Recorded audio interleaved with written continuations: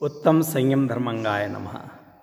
शाश्वत परवादिराज 10 लक्षण का पावन प्रसंग है। आज हम उत्तम संयम धर्म की चर्चा करेंगे। आधी यात्रा कल पूर्ण हो चुकी है, अब हम उत्तरार्ध की ओर आगे बढ़ रहे हैं। संयम धर्म के नाम से तो वैसे सभी को लगता है कि संयम धारण करना बहुत कठिन है। भैया संयम धारण, जो संयमी है उनको हमारा नमन हो, हमारे बस का नहीं है। लेकिन हर व्यक्ति को संयम पसंद है। संयम का मतलब है अपनी मर्यादा में रहना, मर्यादा से बाहर नहीं जाना। आप अगर किसी अपने मित्र के साथ बातचीत कर रहे हैं और आपका छोटा बच्चा बीच में आ करके कुछ जवाब दे दे, कुछ बीच में बोले, तो आप उसको क्या बोलेंगे? बेटा मर्यादा से बाहर नहीं, आप जाइए खेलिए, यहाँ आपका कोई काम नहीं है।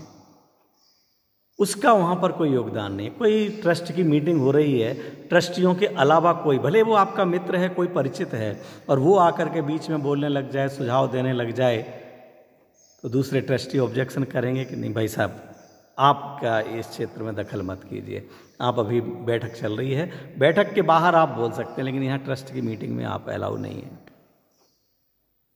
गाड़ी चलाते हैं तो क्या गाड़ी चलाते समय आपको एक्सीलेटर ही पसंद है कि ब्रेक भी पसंद है?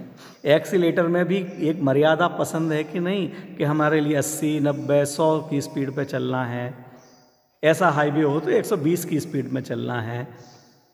सरकार ने भी जगह जगह पर बोर्ड लगाए हुए रहते हैं, 80, 60, 40, 10, 20 की स्पीड से चलिए, मर्यादा में रहिए। अगर वो मर्यादा आप भंग करते हैं तो सज़ा मिलती है कि नहीं? अब वो सज़ा दो रूप में हो सकती है। सरकार पकड़ ले और वो चालान काट दे तो हो सकती है, या आप जा करके गाड़ी को किसी जगह ठोक देंगे तो आपके हाथ पैर टूटेंगे या दूसरे के हाथ पैर टूटेंगे, ये भी नुकसान होगा। ये मर्यादा भंग करने की सज़ा है।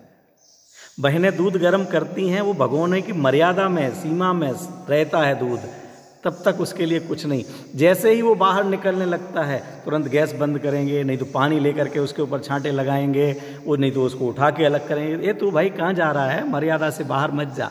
अगर मर्यादा से बाहर गया और आग में जाएगा तो तू खराब हो जाएगा, नीचे जाएगा तो भी खराब हो जाएगा। अपने अंदर में रहो, मर्यादा में रहो। इसी तरह से हमें हमारे जीवन में भी मर्यादा चाहिए। एक्सीलेटर तो हो हमारे जीवन में, लेकिन ब्रेक नहीं होगा तो जैसे बिना ब्रेक की गाड़ी का एक्सीडेंट होना सुनिश्चित है, ऐसे बिना संयम वाले जीवन का एक्सीडेंट होना है। और जैसे वो एक्सीडेंट होगा तो अस्पताल पहुंचेगा, इसका एक्सीडेंट होगा और नरक गति, त्रिंस गति में जाएगा।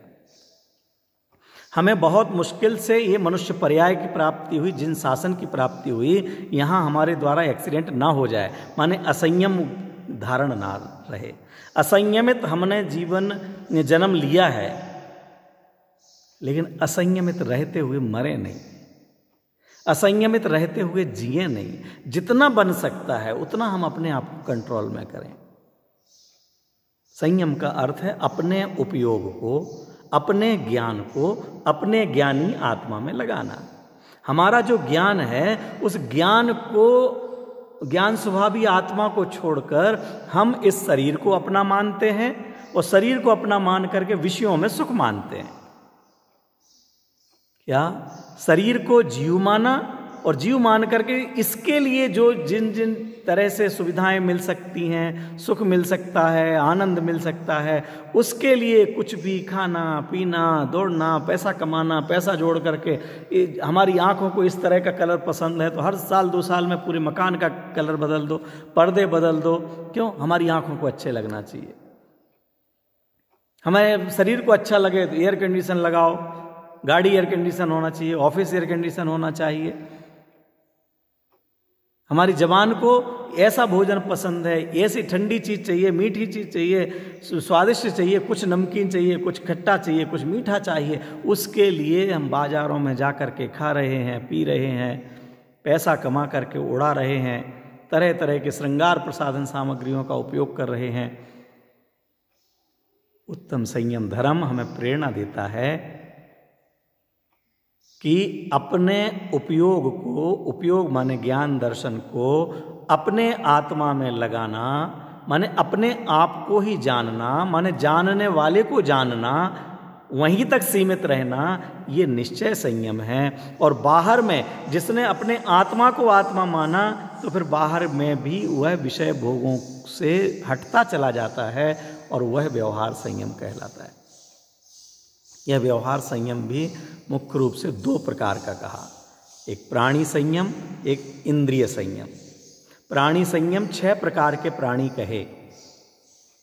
पृथ्वी कायक माने पृथ्वी ही, मिट्टी ही शरीर है जिनका, ये जितनी धातुएं निकलती हैं ये जीवों के शरीर हैं। जो जमीन में से पत्थर निकल रहे, मार्बल आदि, ये भी शरीर है। गीली मिट्टी भी शरीर है, उसके अंदर जीव हैं। वो अलग हो जाने के बाद उसमें से जीव निकल जाता है और फिर अकेला शरीर रह जाता है। जैसे इसमें से जीव निकल जाए तो मुर्दा रह जाता है, ऐसे ही सूखी मिट्टी है, उसमें से जीव निकल गया। लेकिन सारी जमीन, मिट्टी, धातुएं, ये सब शरीर हैं, उसमें चलते फिरते हैं वो नहीं। ध्यान देना मित्रों, ध्यान देना, ये वहाँ उसमें जो केंचुए चलते हुए दिख जाएं, चींटी चिंटा मिल जाए, वो नहीं, वो तो त्रस जीव हैं। मिट्टी ही शरीर है, पत्थर ही शरीर है, उसके अंदर जीव है। ऐसे जल ही शरीर है और जल के अंदर जीव हैं। जल में चलते फिरते मछली, केकड़े आदि नहीं, वो तो त्रस जीव हैं। इसी तरह से हवा ही शरीर है, अग्नि ही शरीर है और पेड़ पौधे पत्तियां ही जो शरीर हैं वो वनस्पति कायक। ये पृथ्वी कायक, जल कायक, अग्नि कायक, वायु कायक और वनस्पति कायक, ये 5 स्थावर कायक जीव कहलाते हैं। और 2 इंद्रिय, चलने फिरने वाली लट, इल्ली इत्यादि। 3 इंद्रिय, चींटी चिंटा मकोड़ा मकोड़ी आदि। 4 इंद्रिय, मक्खी मच्छर भौरा तितली इत्यादि। 5 बिना मन वाले 5 इंद्रिय और मन वाले पंचेंद्रिय, मनुष्य, पशु, त्र्यंच, देव, नारक इत्यादि। ये सब त्रस जीव कहलाते हैं। तो 5 स्थावर काय और 1 त्रस जीव, ये पांचों का ग्रुप 1, इसका नाम है त्रस। 5 स्थावर काय जीवों की और 1 त्रस काय जीव की रक्षा करना, जितना हमसे बन सकता है गृहस्थ जीवन में, जितना संभव है व्यापार करते हुए, फैक्ट्री चलाते हुए भी सावधानी रखें हम, इन 6 काय के जीवों की रक्षा हो। हमारे बिल्कुल नए श्रोता सोच सकते हैं ये समझ में नहीं आया, जो पृथ्वी ही शरीर, जल ही शरीर, ये 1 इंद्रिय ही है जिनकी, उनके लिए अलग अलग क्लास दी, पृथ्वी कायक, जल कायक, वायु कायक, अग्नि कायक, वनस्पति कायक। और इन 5 इतने बड़े बड़े जीवों के लिए हाथी घोड़ा हो वो भी, और चींटी चिंटा हो वो भी, मनुष्य हो, त्रियंच, सब एक ही कैटेगरी का गिनाया।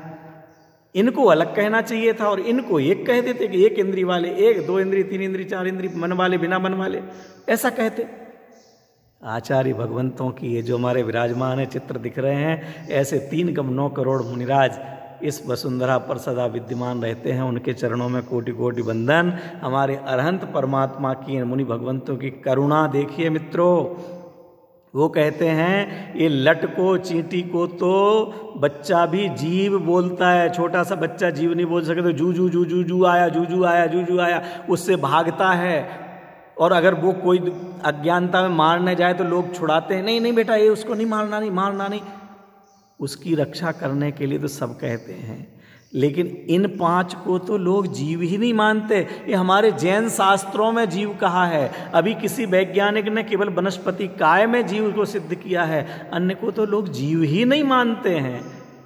नल खुला हुआ है, उनको लगता ही नहीं है कि जल बह रहा है, इसमें जीव घात हो रहा है। हवा पंखा चल रहा है, लगता ही नहीं है कि हमारे वायु कायक जीवों का घात हो रहा है। बहनें गैस जला करके और फोन पर बातें कर रही हैं, उनको लगता ही नहीं है कि हमारे द्वारा जीव घात हो रहा है। विचार कीजिए, लगता ही नहीं है। इसलिए आचार्य देव ने अलग से ध्यान दिलाने के लिए, जैसे हम कोई बात पर ध्यान दिलाना हो लिखे हुए पर तो उसको अंडरलाइन करते हैं, मार्कर से मार्क करते हैं, ऐसे आचार्य भगवंत ने इन 5 के लिए अलग से मार्क किया कि भैया व्यर्थ में अभी गृहस्थ रहते हुए, व्यापारी बनने रहते हुए, उद्योग करते हुए इन सब का सर्वथा त्याग नहीं कर सकते। हमारे मुनि भगवंत तो इनका भी त्याग करके एकांत में रहने लगते हैं, चलते हैं तो देख शोध करके चलते हैं, परिग्रह उनके पास होता नहीं, अनाप शनाप खान पान होता नहीं, उनकी रक्षा करते हैं। हम भी कम से कम व्यर्थ में मिट्टी ना खोदें, गार्डन में बैठे बैठे मिट्टी पत्ती को ना तोड़ते रहें, पत्थर फेंक फेंक करके गड्ढे ना करते रहें, दूसरों को ना सताते रहें, पेड़ पौधों को पत्तियों को काटना पीटना तोड़ के खींच करके चीथ करके फेंकते रहना, ये वनस्पति का एक जीवों की व्यर्थ में हिंसा ना करें। जल व्यर्थ में पानी ना बहाते रहें, बिना छना पानी गर्म पानी किया और उसमें वो पानी मिला दिया और बिना छना ठंडा पानी मिला दिया। कितने जीवों का घात हो रहा है भैया, सर्दी के समय कितने जीवों को मार डालते हैं, पता ही नहीं लगता है। लाइटें जल रही हैं, पंखे चल रहे हैं और रजाई ओढ़ करके सो रहे हैं। कितनी अग्नि का एक जीवों की हिंसा, वायु का एक जीवों की हिंसा। भैया हम जैन हैं, हम उन परम अहिंसा परमो धर्मः, अहिंसा को परम धर्म जिन्होंने कहा, हम उन संयमी मुनिराजों के भक्त हैं, हम उन संयमी महासंयमियों के दासानुदास हैं, हम उनके अनुचर हैं। तो उनके अनुसार एक कदम तो बढ़ाएं भैया। मकान बनाने के लिए नींव खोदना जरूरी होगा, पाप तो लगेगा, लेकिन क्या करें, मकान बनाना पड़ेगा। लेकिन कहीं व्यर्थ में बैठे बैठे लकड़ी लेके पत्थर लेके जमीन खोदने में ज़्यादा पाप लगेगा। हमें घर में रहते हुए पंखा चलाना आवश्यक हो सकता है, लेकिन व्यर्थ में पंखा चलाना, एसी चलाना, लाइट जलाना, ये बहुत बड़ा पाप लगता है। अग्नि जलाना, वनस्पति का फूलों के गजरे लगा रहे हैं, फूलों की फुलझड़ियाँ स्वागत में फेंक रहे हैं, स्वागत में फूलों की मालाएं पहनाई जा रही हैं। वरमाला में वर वधू के लिए इतने बड़े बड़े फूलों की लंबी लंबी मालाएं पहना करके शादी संपन्न की जा रही है। मित्रों, अगर सूखे हुए पुष्प आते हैं या अन्य तरह के आते हैं, उनकी वरमाला पहना दी जाएगी तो क्या शादी नहीं होगी? क्या बारातियों का स्वागत फूलमाला से ही होगा? अरे आप विचार करें, उसमें अनंत जीव हैं जो भविष्य में भगवान बनने वाले हैं। अरे उन्हीं में से कुचल करके मरा हुआ जीव हमारे घर में आके जन्म ले सकता है। यहाँ से हमारे घर से गया हुआ जीव उनमें जन्मा हुआ हो सकता है। विचार कीजिए, जितना हम बन सकते, साग सब्जी खाने से नहीं बच सकते हैं, बचने का विचार तो होता है। इसीलिए दशलक्षण पर्व में, अष्टानी का पर्व में, अष्टमी चतुर्दशी हम उसका भी त्याग करते हैं। हमारे सब मित्रों ने, किसी ने मर्यादा ली होगी कि हम 2-5 तरह की फल सब्जी खाएंगे। ये इसी बात का सूचक है कि हम हिंसा नहीं करना चाहते। संगी पंचेंद्री, 2 इंद्री, 3 इंद्री आदि जीव, इनकी हिंसा से हम बचें। जिस लाइट के जलाने में कीड़े आ करके जलते हों, ऐसी हैलोजन आदि लाइटें न जलाएं। देख शोध करके हम चलें फिरें। ऐसे श्रृंगार प्रसाधन, साबुन, शैम्पू, लिपस्टिक, क्रीम आदि का उपयोग ना करें जिनमें हिंसा होती हो। हम बचें। हम चर्बी वाले साबुन ले लेकर के, बड़ा सुगंधित आ रहा है, बड़ा चिकना साबुन आ रहा है, उसमें चर्बी डली है। संगी पंचेंद्री, गाय भैंस की चर्बी डली हुई है, वो हमारे छूने लायक नहीं है। हम लगा करके मंदिर में पहुंच जाते हैं। वो शैम्पू लगा करके बाल चमक गए, बालों की चमक की कितनी बड़ी कीमत चुकानी पड़ेगी हमें पता नहीं है। उन्हीं बालों में जुआ बन करके पैदा हो जाएंगे हम। बालों की चमक के लिए हम शैम्पू का, अंडे वाले शैम्पू जिनमें किसी दूसरे जीवों को मार करके, आप लोग देख सकते हैं यूट्यूब पर और गूगल पर, सब सर्च करेंगे तो मालूम चल जाएगा। ये कोल्ड ड्रिंक्स आदि बाजार में बने हुए, कहाँ कहाँ के बने हुए चीज़ें, दूसरी चीज़ें बर्गर, पिज्ज़ा, जिसमें उसको मुलायम बनाने के लिए, नरम बनाने के लिए क्या क्या मिलाया जाता है हमारे लिए पता भी चल जाता है, तो भी हमने तो नहीं देखा, ये तो झूठ बोलते हैं, स्वाद तो अच्छा आता है। अरे स्वाद के लिए इतने लोलुपी मत बनिए। यह मनुष्य भाव 1 मिनट भी नहीं लगेगा, छूट जाएगा। और ये शरीर तो लकड़ियों में, गैस में कहीं पे भी जल जाएगा या गला दिया जाएगा, सड़ जाएगा। मित्रों, बहुत कठिन मनुष्य भाव हमको मिला है और उसमें ये संयम रतन है। इस संयम रतन को संभालें। देवता लोग भी इस मनुष्य पर्याय को तरसते हैं, तो इस संयम धारण करने के लिए तरसते हैं। ये हमारे लिए 5 इंद्रियां और मन, इनको अपने वश में करना, ये इंद्रिय संयम कहलाता है। 5 स्थावरकाय जीव और 1 तरसकाय के जीव, इनकी रक्षा करना, सावधानी पूर्वक चलना, ये प्राणी संयम है। और अपने 5 इंद्रियां और मन को वश में करना। अनाप शनाप कुछ भी देख रहे हैं, कुछ भी सुन रहे हैं, जो अश्लील शब्दावलियां हैं, अश्लील गीत हैं, अश्लील पिक्चर हैं, लड़ाई झगड़े, मार धाड़, कभी कभार कोई बच्चे नाटक पेटक में देख लें, वो अलग बात है। उन्हीं चीज़ों में लगना, खाने पीने के व्यसन, इनसे हमें बचना चाहिए। अगर ये मनुष्य भाव बीत गया, हम इन्हीं पर्यायों में जाकर के दूसरों के द्वारा काटे जाएंगे, जलाए जाएंगे, सब्जी बनाए जाएंगे। हम अंडे में होंगे, लोग हमें अंडे में तल करके आमलेट बना लेंगे। हम मुर्गा मुर्गी बनेंगे और लोग हमारा काट काट करके मीट बेच देंगे। समझिए, हमें जिन शासन मिला है, वीतरागी शासन मिला है, अहिंसा परमो धर्म मिला है, ये थोड़ी सी देर की सुगंध के लिए, थोड़ी सी देर की खुशबू के लिए क्यों हम, जिसमें 30 जीव मारे गए हों, जिसमें असंख्य फूल पत्तियों में से रस निकाला गया हो, जो अन्य अन्य ऐसी चीज़ों से बने हों, इनसे लगा करके कितनी देर आप सुंदर लगेंगे, कितनी देर आप सुगंधित होंगे, कितनी देर आपके शरीर की चमक दमक रहेगी।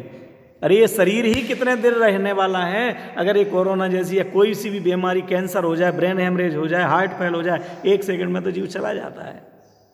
जवान चले जाते हैं, 25-25 साल के बच्चों को भी हार्ट फेल हो रहे हैं, हार्ट में छेद हो जाते हैं, कैंसर हो जाते हैं, कौन नहीं जा सकता है।